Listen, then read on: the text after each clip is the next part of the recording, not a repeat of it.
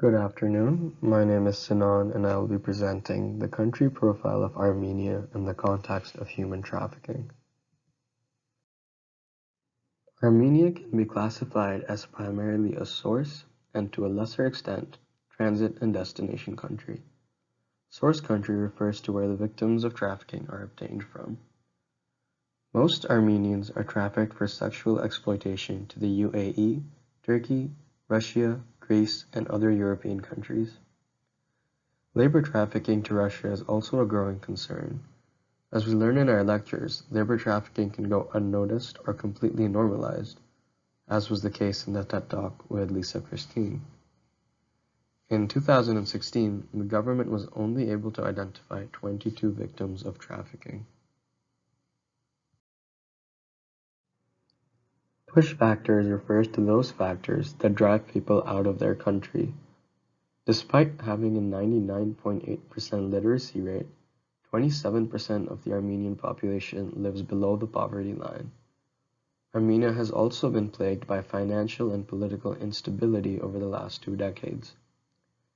With a corruption perception index of 49 out of 100 and a 21% unemployment rate, it is no surprise that people want to leave. The Armenian genocide, as well as the present conflicts over Nagorno-Karabakh, have left many Armenians displaced and vulnerable. This means that they are more susceptible to trafficking, as the lack of security pushes them to settle for less. Labor and sex trafficking appear to be the most common types of trafficking in Armenia. The government identified 8 cases of labor trafficking in 2022 and 24 cases of sex trafficking. Both led to 1 conviction each. This was the first forced labor conviction since 2014. Of the combined 32 victims, 23 were women, 7 boys, 2 girls, and all were Armenian. The true number is likely to be higher, suggesting that there is a dark figure between the statistics. I have a case of a girl who was trafficked in Armenia in the city of Sivan. It was a 15-year-old girl living with grandmother and a drug-addicted uncle. She was kicked out to search for drugs when a neighbor provided shelter and a promise of work in the UAE. The neighbor sold her to a trafficker for $150, and then she was resold to a 70-year-old male for $10,000. After 2 years of brutal forced labor, she attempted to slit her own wrist, and the 70-year-old man sent her back to Armenia with $5,000 as hush money. This was gathered in an interview with a local NGO, and her identity was kept anonymous. Here I have another case in the city of Ijevan about a 30-year-old mother of 2. She was tricked into a promised bakery job in Abu Dhabi. On arrival, her passport was taken away and she was held in a room forced to serve 15 to 20 clients a day. After major illness, she was sent back to Armenia.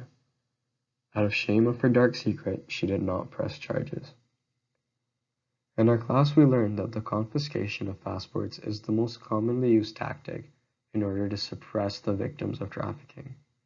They are also often manipulated with promises of a better life, such as jobs, employment, and even financial compensation.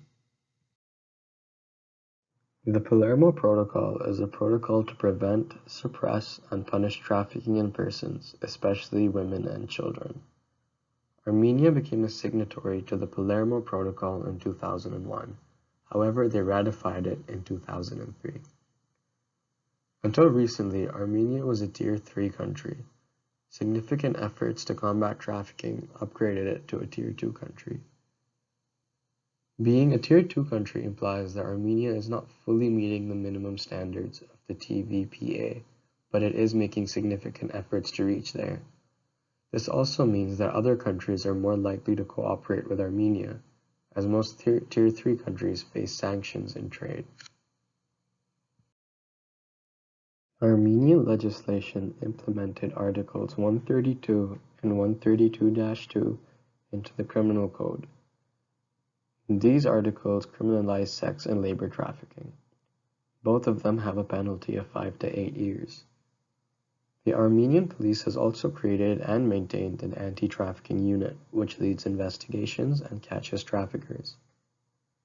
Manuals were also developed for the local police so that they could better identify vulnerable people. While these measures are positive, they are insufficient and not victim-centered whatsoever. There seems to be more of a focus on prosecution on paper rather than restitution. In previous years, the police would interrogate victims for long hours, increasing the risk of re-traumatization as well as secondary victimization. A law passed in 2014 prescribed identification, referral, and assistance procedures for relevant actors. Screening indicators were also developed to identify child victims that were not enrolled in school. Government provided shelter, emergency medical services, and counseling to victims during the pre-identification stage. This is a stage where the government collects information from a potential victim under the span of 10 days. The Victim Identification Commission, which consists of representatives from the Ministry of Labor and Social Affairs, police, and NGOs, officially recognized victims based on information collected in this pre-identification stage. The VIC also overruled a decision involving 15 victims that were being blackmailed over nude photography and videography. This case was previously not classified as trafficking. However, the VIC overruled this and the trafficker was convicted. The government also allocated 40 million drams or $82,000 for victim protection efforts. 16 of the victims received free healthcare and 2 of them received a one-time monetary compensation. Armenia has made efforts to increase the protection of victims. The government has allocated funds for repatriation, although no victims required it in 2021. The law has granted a 30-day reflection period which allows victims to recover before making decisions about cooperation. However, this is insufficient, as 30 days is not enough for the victims to process everything. There is also no mention of any resources being provided to these victims within those 30 days. However, victims are entitled to a residence permit, but this requires proof of employment.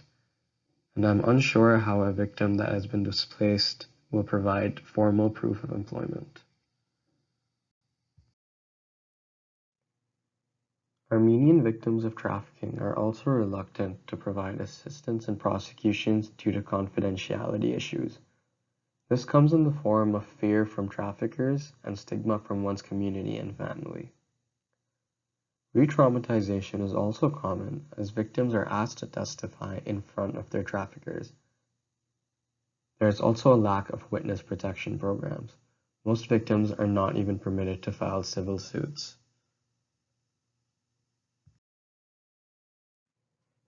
While the government has increased efforts for prevention of human trafficking, more needs to be done.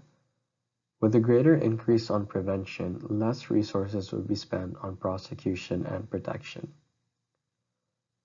Armenia's National Action Plan relies heavily on donors and international organizations. This suggests that Armenia should better reallocate its own funds to better combat these crimes. Awareness plans have also been put into place targeting students, children, and parents. Feedback was solicited from victims and survivors to amend the 2015 Law on Victim Assistance. Anti-human trafficking websites were set up and funded that awarded journalists for covering stories about trafficking. In terms of awareness, significant efforts are being made. But in terms of practicality, very few of these efforts are actually being used. Some recommendations that would improve Armenia's stance in the fight against human trafficking would begin with implementation.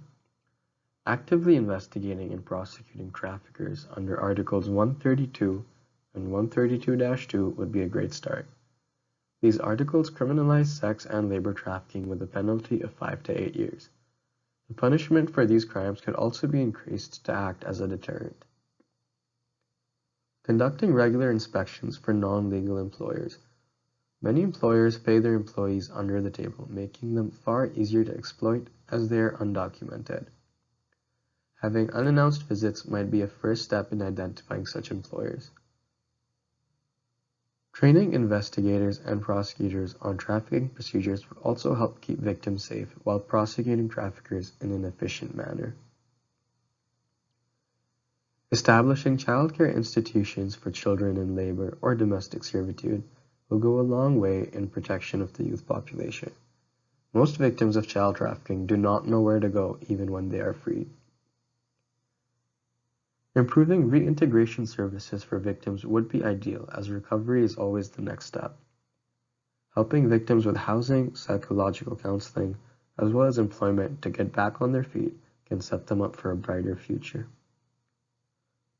Implementing formal procedures for repatriating trafficking victims abroad. While Armenia is mostly a source country, it is still a destination country to a lower extent. Victims brought into Armenia should be repatriated appropriately to ensure that they are sent home safely. Lastly, training judges on restitution. Judges should be trained to seize assets from traffickers and reallocate them so as to assist victims in getting back on their feet, as well as for compensatory purposes. In conclusion, Armenia has made noticeable efforts to combat human trafficking. Their upgrade from Tier 3 to Tier 2 is proof of this. Currently, their focus lies on increasing awareness and identification of cases, which is a good first step, but just identifying will not solve the problem. Practical efforts need to be made in order to reduce cases of trafficking. There is a lack of sufficient funding to facilitate rehabilitation programs for victims. No doubt, catching traffickers is difficult, but offering support to victims that have been identified should not be such a challenge. With appropriate allocation of funds, victims should receive proper rehabilitation so that they may reintegrate into society. There needs to be a shift in focus to act upon the laws implemented. Simply creating laws in the criminal code is not the same as enforcing them or prosecuting criminals under them. Furthermore, greater sensitization of officials and legal players is needed to offer victims the best possible support. A victim-centered approach can go a long way in protecting and rehabilitating. Overall, efforts should be made to actively prosecute traffickers while keeping the protection of victims in mind.